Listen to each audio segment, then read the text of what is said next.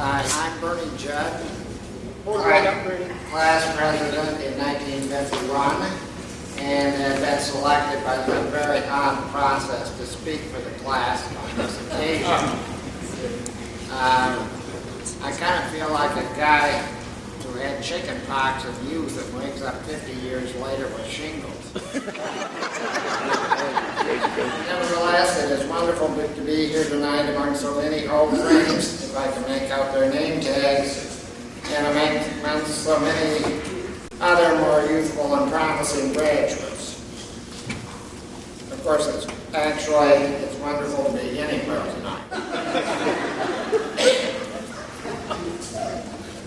Most of us here tonight share one thing at least. Wherever we live now, whatever we have achieved or not, we all got expelled into the world from good old Flowerville High School. It's a permanent bond across generations. Go Gladiators! Go Gladiators! And I'd like to ask Marcia Eckert to do a couple of cartwheels here.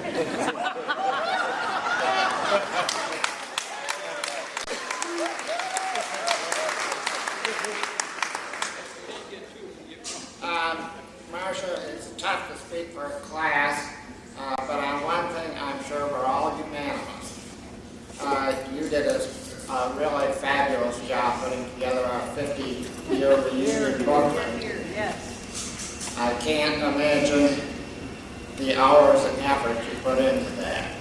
I'm sure that we all appreciate it. A big hand for Marcia.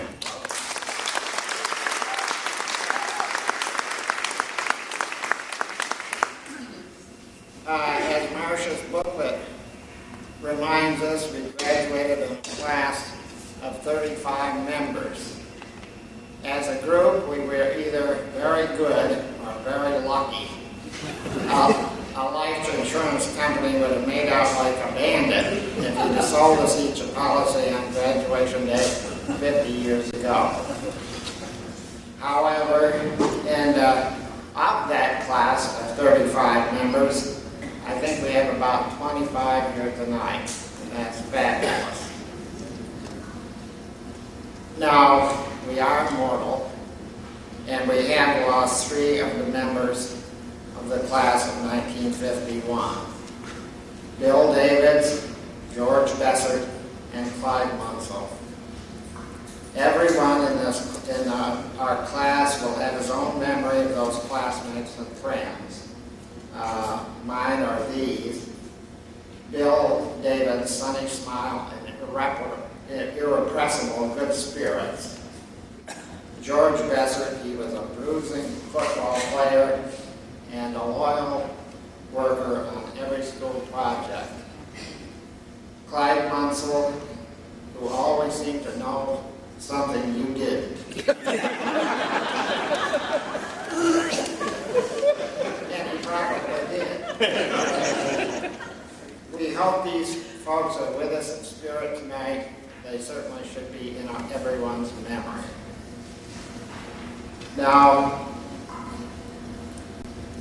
I noticed a few things. Most of the people of the class of 1951 have stuck fairly close to Flowerville, at least stayed in Michigan. 8 or 9 of us have kind of gone away. Sometimes don't get back so frequently as we would like.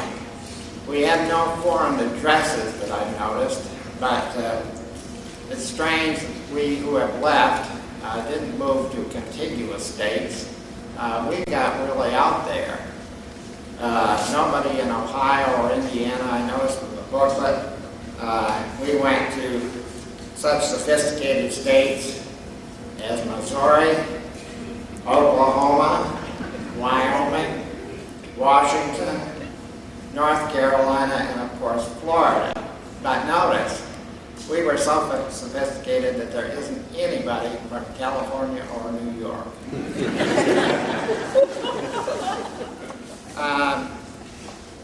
A number of you may not have had a chance to look through the reunion booklet so carefully as I have done that Martha compiled. And on my own initiative tonight, the speaker has rights. I am bestowing a few awards verbally on members of the class of 1951.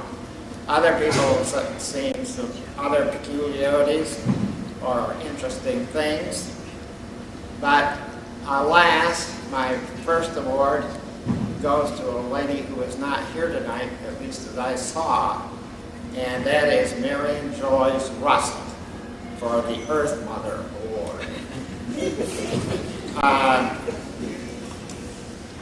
Marion and her husband Bruce took very seriously the biblical injunction to go forth and multiply. And their children did too. 8 children, 23 grandchildren. Now that's a lot. And my question to Marion would be, if she were here, how do you survive 23 grandchildren? And I'm wondering if living in Florida 8 months a year and traveling a lot has something to do with it. Now, Doris Rudnicki and Gordon Masterson apparently, Doris's husband, apparently took a bite out of the same apple.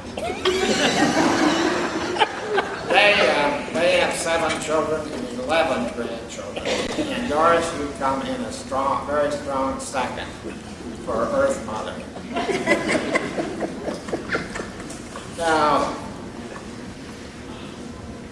I'm always amused by nicknames. This is the Recovered Identity Award, and it goes to Albert Stock.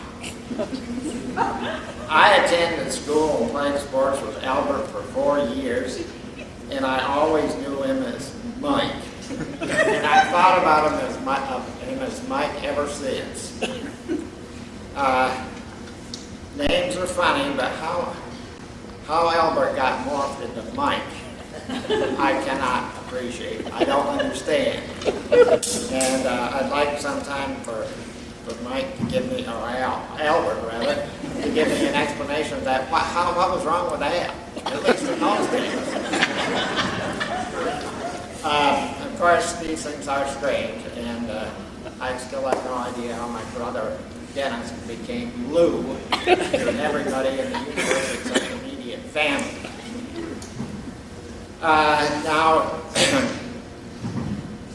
I have awarded the Grand Adventurers Award to who other than Joan Malzoff, Miller Jones of Cheyenne, Wyoming.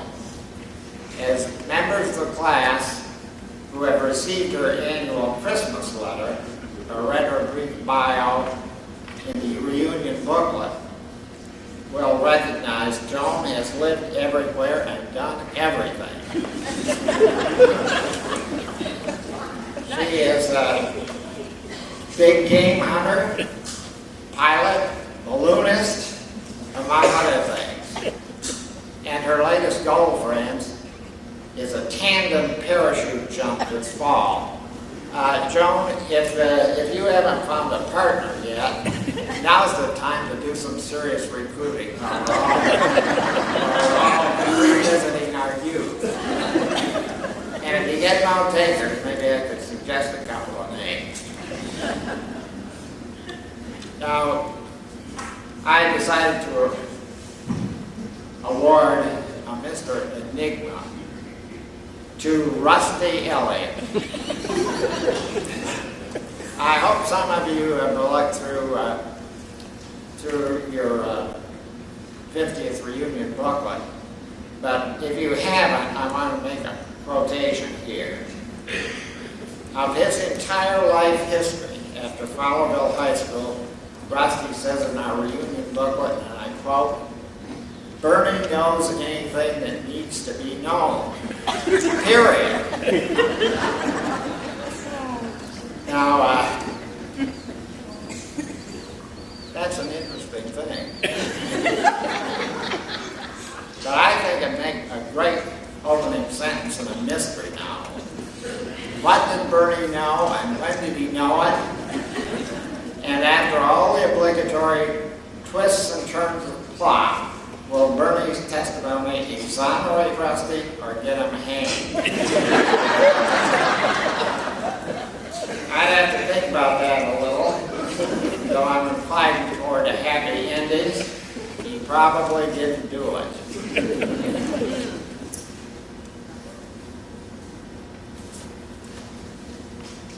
However, until I can get this worked out, if you have any questions about a life stranger than fiction, you're going to have to ask Rusty himself. The least expected Hermit Award goes to Shirley Shermer, Citrus.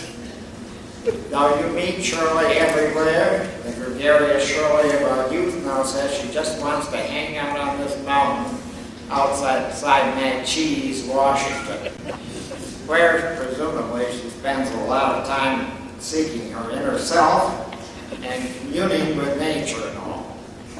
Hoo-ha! Now she says Andy is the one who wants to travel.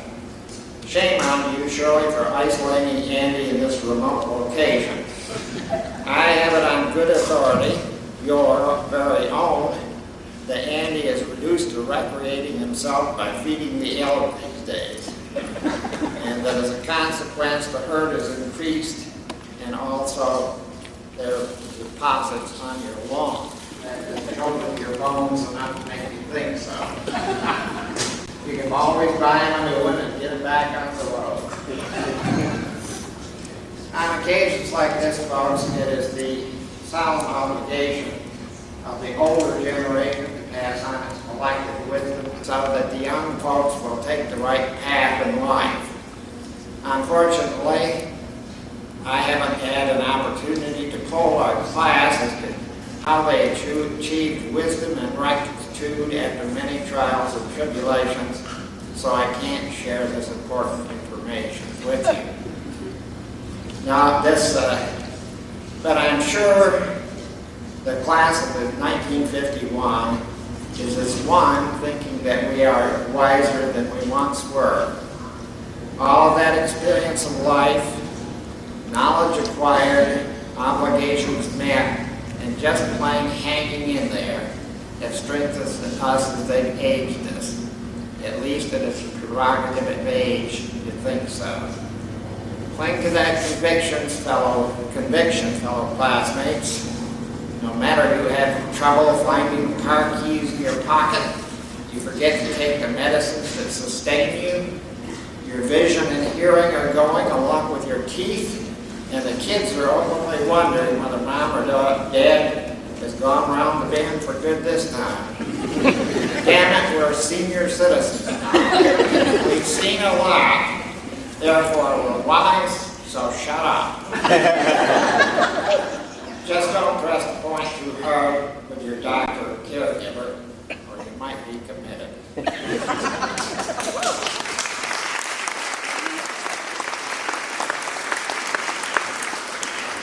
I want to remind the class of 1951, spouses and friends, you're all invited to a get-together at Conway Town Hall immediately following the program. Hope to see you all there. Thank you.